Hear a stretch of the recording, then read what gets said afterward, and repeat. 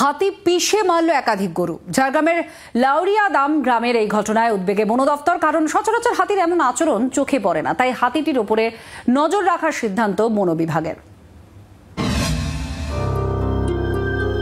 গত কয়েকদিন ধরে ঝাড়গ্রামে ঘুরে বেড়াচ্ছে হাতি। পাল পাল হাতি দাপিয়ে বেড়াচ্ছে এলাকায়। হাতির আনাগোনা ঝাড়গ্রামবাসীর কাছে নতুন কিছু নয়, কিন্তু বুধবার রাতে যা ঘটেছে তা সচরাচর দেখা যায় না।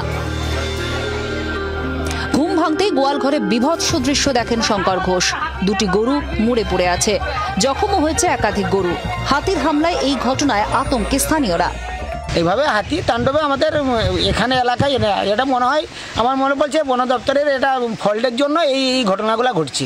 ওনারা যদি একটু সজাগ হতেন তাহলে আমাদের এলাকায় এরকম হাতি প্রতিদিন আসতো না।